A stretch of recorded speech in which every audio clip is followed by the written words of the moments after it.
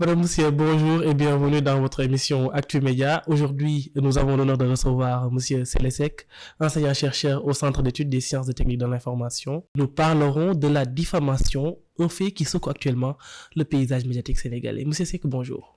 Bonjour Maria. Dans quel cas peut-on dire que le journaliste a diffamé? C'est le code pénal qui nous dit que toute allégation, toute imputation qui porte atteinte à l'honneur ou à la considération d'une personne ou d'un corps constitué est une diffamation. Ce qui veut dire que si le journaliste dit la vérité, il peut être poursuivi pour diffamation. Vous avez raison de le dire. Et malheureusement, il y a de ce point de vue-là beaucoup de confusion qui est entretenue parce que beaucoup de journalistes pensent que quand on dit la vérité, on ne peut pas être diffamateur. C'est tout le contraire de ce que dit le code pénal. Ce que je viens de vous donner comme définition, il n'y a nulle part un endroit où on dit que quand on dit la vérité, on ne peut pas être diffamateur.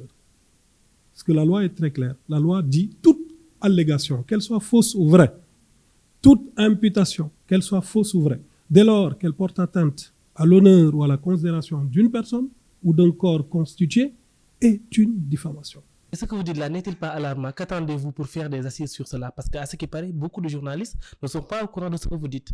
Enfin, je pense qu'actuellement, il y a les assises des médias.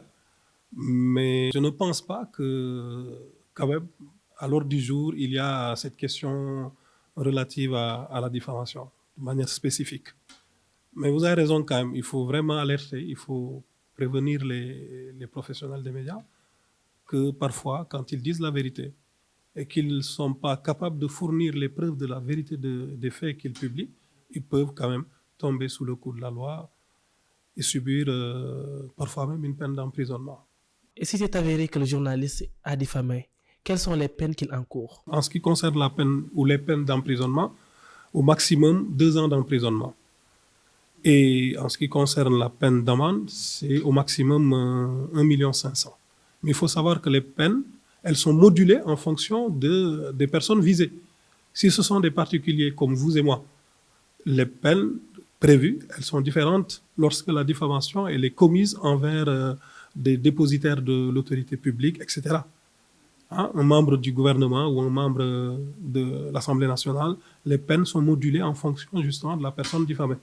Alors, vu la gravité de ce que vous venez de dire, est-ce qu'aujourd'hui la diffamation occupe une place si importante dans le programme de vos cours que vous enseignez au CESTI? Oui, je crois. Ces délits sont enseignés au CESTI, puisque moi, j'ai l'honneur et le privilège d'assurer l'enseignement du droit des médias au niveau master. C'est vrai qu'en 2e année, ce ne sont pas les délits de presse qui sont enseignés. Mais au niveau master, les étudiants que j'ai, on a l'occasion de voir ensemble pratiquement tous les délits de presse. Mais est-ce que le niveau master n'est pas trop tard? N'est pas trop tard parce qu'en général, au CESTI, lorsque les gens sortent avec leur parchemin en licence 3, ils vont chercher du boulot et ils ne font pas généralement le master. Non, je crois que c'est une excellente remarque que vous venez de faire. Hein.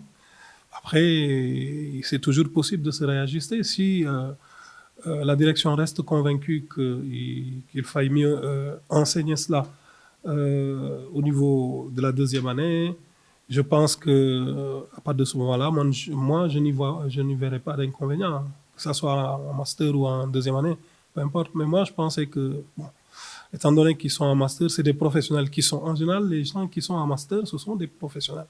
Or ici, en 2e année, vous avez toujours un statut d'étudiant.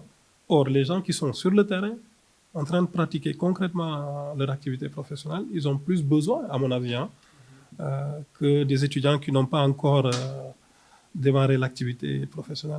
Voilà, c'est ça qui a fait que c'est enseigné en master. Alors, merci, M. Selesek. C'est moi qui vous remercie. Je rappelle que vous êtes enseignant-chercheur au CESTI. Vous êtes aussi membre au bureau du tribunal des pairs, le CORED. Merci à vous, chers journalistes, que Dieu nous préserve de la diffamation. Nous vous donnons rendez-vous la semaine prochaine. Merci à toute l'équipe. Merci.